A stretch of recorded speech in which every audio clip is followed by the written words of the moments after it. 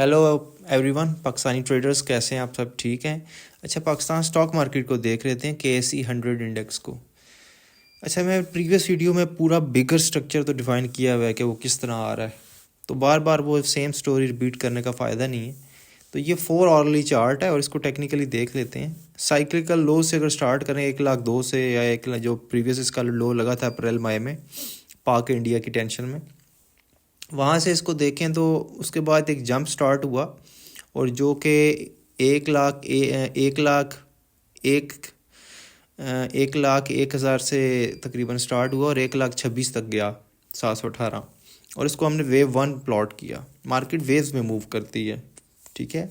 Specially up move जो होते हैं, बुल रन होते हैं, वो 5 वेव्स के अंदर होते हैं। सो हर ट्रेंड को हम 5 वेव्स के अंदर स्प्लिट करेंगे। उसके बाद करेक्शन हुई। करेक्शन वेव 2 के अंदर हुई, जिसने 38% की करेक्शन की प्रीवियस इम्पल्स की। जो प्रीवियस मूव था उसका 38% करेक्ट हुआ, और ये सिंपल करेक्शन थी। उसके बाद मार्केट ने जंप किया, और ये जंप चला जाता है, और ये जाके 1,70,000 के पास जाके रेजिस्टेंस लेता है। और ये जो 1,15,000 से मार्केट स्टार्ट होके 1,70,000 तक जाती है, ये थर्ड वेव थी, ठीक है। बहुत मैसिव नहीं थी, लेकिन बहरहाल थी। उसके बाद मार्केट एक कंसोलिडेशन फेज़ के अंदर, कंसोलिडेशन कह लें या डिप कह लें, एलियट वेव में तो वेव 4 है, ठीक है। तो एक मंथ की अक्टूबर में जो करेक्शन हुई है, उसमें वेव 4 फॉर्मेशन स्टार्ट होती है। और ये जो वेव 4 फॉर्मेशन, अगर इसको हम नेक्स्ट चार्ट पे देखें, तो ये जो वेव 4 फॉर्मेशन है वो 23% रिट्रेसमेंट लेती है ओवरऑल वेव 3 का। जितनी वेव 3 थी उसका 23% पार्ट जो है ये आपकी फॉर्मेशन लेती है। और ये जो फॉर्मेशन थी 3 लेग की थी, मतलब 3 मूव की थी। और वेव ए, वेव बी और वेव सी ऑरेंज कलर में। फिर वहाँ आपकी मेजर वेव 4 कंप्लीट होती है, जो कि तकरीबन 1,57,000 के पास कंप्लीट हुई, 1,56,000 के पास कंप्लीट हुई। और इसमें वेव ए और वेव सी टाइम और मैग्नीट्यूड दोनों के हिसाब से बराबर थी, और ये ज़िगज़ैग स्ट्रक्चर था। वहाँ से हमें आइडिया हुआ था कि गोल्ड अपना लो लगा चुका है, और मैंने वहाँ उसके बाद वीडियो में बताया था कि आप मार्केट को ऊपर जाना चाहिए।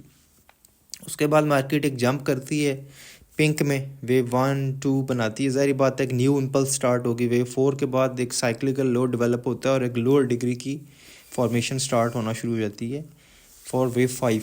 ज़ाहिर बात है वेव 5 डायरेक्ट नहीं जाएगी, एक तरीक़ेकार से जाएगी, तरीक़ेकार में उसकी लोअर डिग्रीज बनेगी।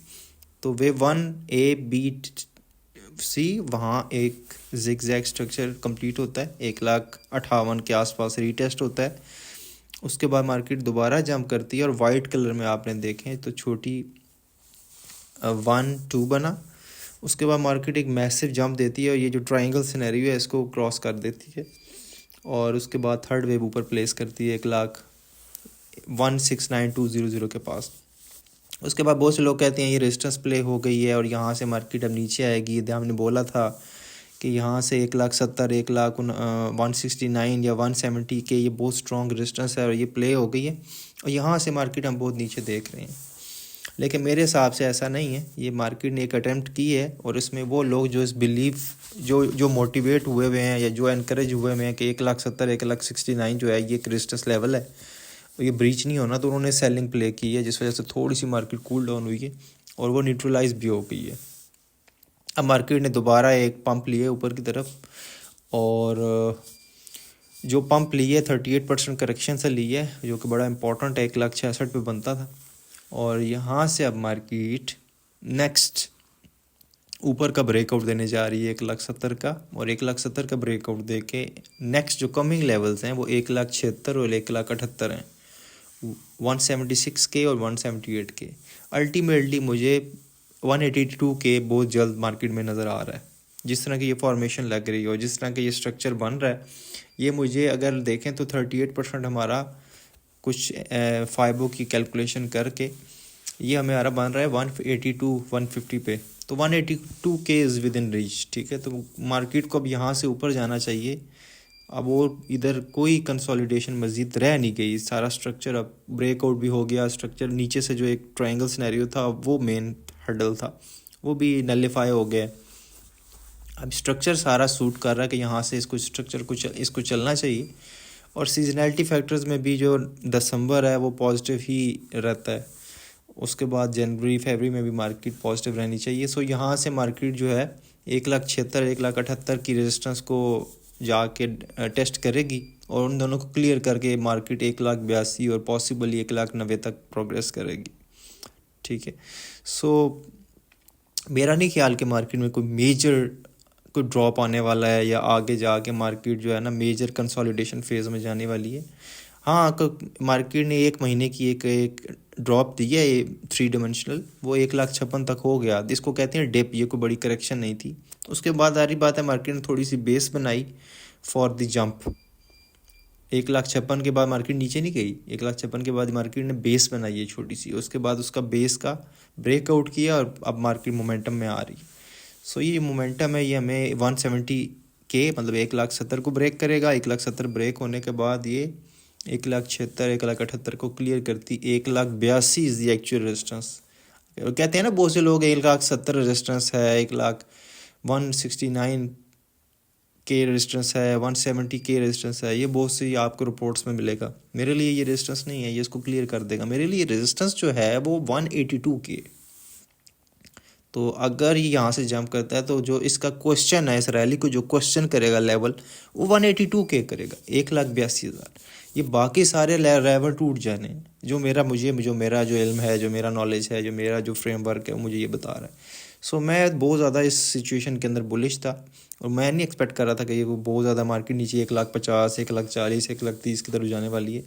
तो जो लोग मुझे पुराना देख रहे हैं, इनफैक्ट मैं तो इस डिप के हक में भी नहीं था जो आई है। बहरहाल सिचुएशन ऐसी बन गई, हालात ऐसे बन गए कि डिप भी 10,000 पॉइंट की आ गई 1,56,000 तक, वरना ये मामला मुझे 1,64,000 तक ही लग रहा था, उसके बाद ऊपर ही था मामला। सो बहरहाल जो हो गया, अब आहिस्ता आहिस्ता मार्केट प्रोग्रेस करेगी। अक्टूबर हमारा नेगेटिव रहा मंथ वाइज। आप दिसंबर देखें तो वो पॉजिटिव क्लोज हुआ है। ठीक है, दिसंबर हमारा पॉजिटिव क्लोज हुआ है। अगर पीछे दिसंबर की हम स्टार्टिंग और क्लोजिंग देखें तो वो पॉजिटिव क्लोज हुआ है। तो उसके बाद नहीं, नवंबर की बात कर रहा हूँ। अक्टूबर नेगेटिव में क्लोज हुआ, फिर नवंबर पॉजिटिव में क्लोज हुआ। दिसंबर भी फॉलो करता है नवंबर को। तो अगर नवंबर पॉजिटिव हुआ है तो मोस्ट प्रॉब्ली 90% ऐसा होता है कि फिर दिसंबर भी पॉजिटिव ही रहता है। और दिसंबर मोमेंटम कैंडल भी बनाता है, मतलब उसमें आपको ठीक ठाक प्रोग्रेस मिलेगी। इंडेक्स में भी 20-25 हज़ार ट्रैवल कर सकता है ऊपर की तरफ। अगर यहाँ से 20,000 भी ट्रैवल करे या 18,000 भी, तो ये पहुँच सकता है 1,82,000 पे बड़े ईजिली।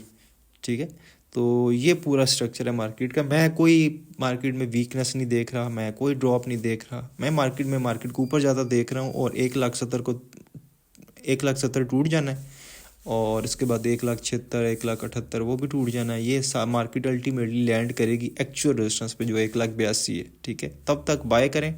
सीमेंट है, सीमेंट सेक्टर है, रिफाइनरी सेक्टर है, आईटी सेक्टर है, या ऑयल एंड गैस एक्सप्लोरेशन है, पीपीएल है, ओजीडीसी है, पीटीसी है। काफ़ी स्टॉक्स हैं इंटरेस्टिंग, उनको आप प्ले आउट कर सकते हैं। और दैट्स इट, थैंक यू।